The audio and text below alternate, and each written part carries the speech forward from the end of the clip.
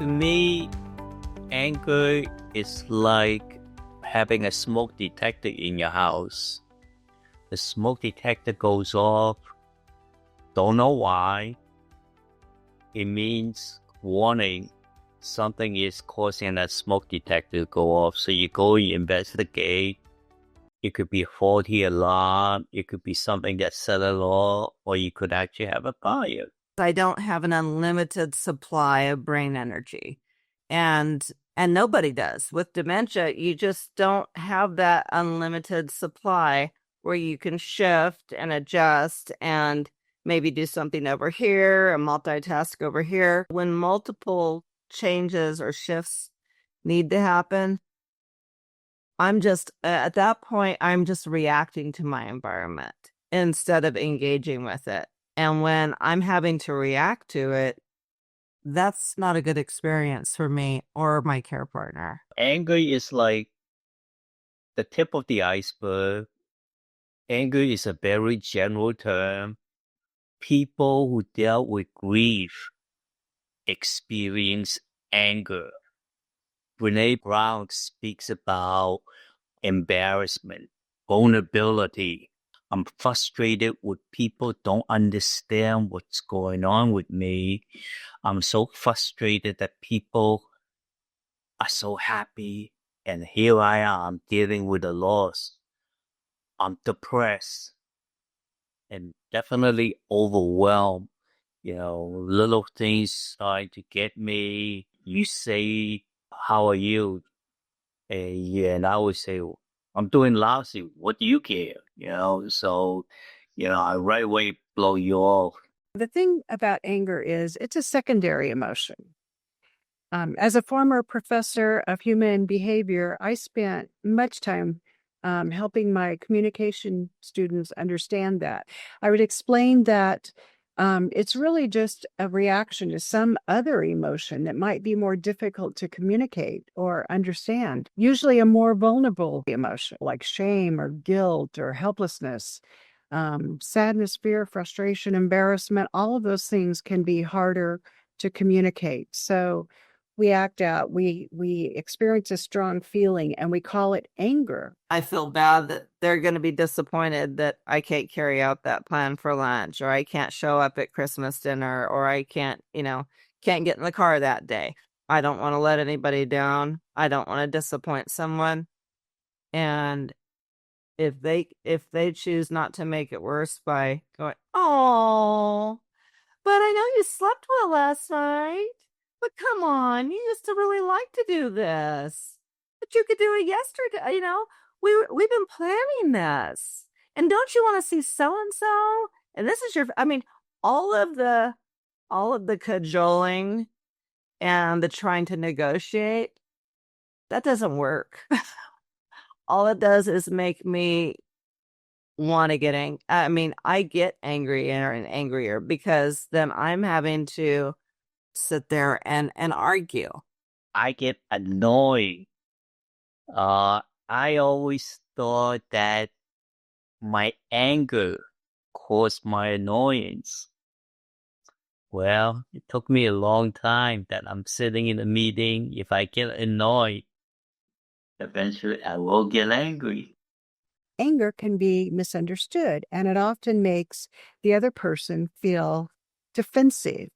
And that resolves nothing. It usually makes the situation worse. And we certainly don't want to put our caregivers on defensive.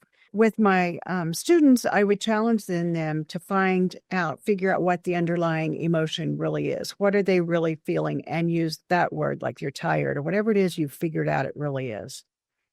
That way, the person who you're speaking to is less likely to be defensive and can be more supportive in the conversation. That's what communication's all about, really, right? Unfortunately, those of us like me living with cognitive decline can have a real difficult time identifying our underlying emotion. We may act out and just say, I'm angry, or just demonstrate that and be very upset, frustrated. Whether the person on the outside, the person with the healthy brain thinks, oh, we're just having a discussion, a conversation. Not necessarily. If it's me having to defend my dementia, then it's not a conversation, it's an argument. And it's an argument that I can't manage in a way that I used to without using bad words, without becoming physical. For me, that means destroying things. Like literally, I'm at the place now where I look around the house. If I'm not, if I'm at that place where my words have not made an impact, then I'm looking around the house going, what can I destroy? I mean, I have never been that person in my life. And so if it comes to that, again, this is not on the person with dementia. I'm sorry, but, and it's not to say that anyone else is bad. It means that this is an easy fix. You know, we cannot engage with this. And when you start that negotiation or that argument or that discussion, it only makes it worse. There are ways to avoid it. They just have to make that choice and have that awareness to avoid it. It's difficult to communicate with other people about how we're feeling. We don't even understand it ourselves.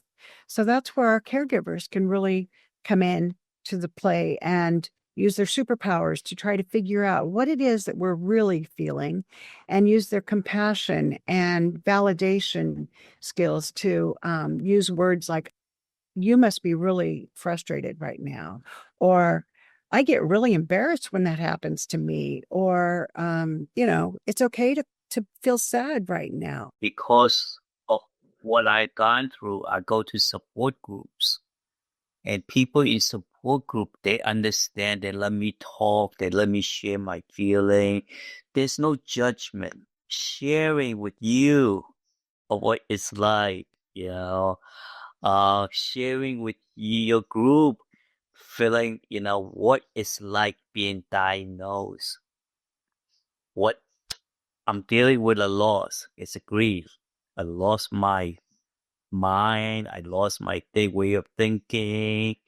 I'm embarrassed that I can't say the right thing. I'm embarrassed that I'm not using the proper words. So all these are anger, but I learned the signs of it. I go take a deep breath. Stop, take a deep breath. Relax. 10:30 is, the time I kind of stop in the mid-morning to recharge and be able to function throughout the rest of the day. And I may do the same thing around 2:30 in the afternoon. And that's just part of the routine. So we try not to schedule a whole lot that will break up our day because I have to stick to that routine. I know that I'm going to need that. So things are planned for the early part of the day because chances are by 1 p.m. my brain is done. I do learn how to deal with some of these things. Am I over it? No, I'm not. No, just like my high blood pressure, just like my diabetes, I have to be careful and watch what I do. So I do a lot of self-care. And recently, I finally learned how to sleep. I was having issues. I couldn't fall asleep. Then I drink and I take pills. And now that I meditate first, I wind down like every day. And my app tells me I'm getting 7 hours of sleep. And I feel wonderful that when I get 7 hours of sleep. The important thing to me is never be condescending or patronizing. We know when you are, and it doesn't really work. The main thing is to be patient and supportive. In my opinion, it's not even important that you give the feeling a word because, like I said, we don't really understand what it is we're feeling, and we don't think you can. But you can de-escalate the situation, help calm us down. Like I said, we don't need to feel understood. We just need to feel supported, cared for, and safe.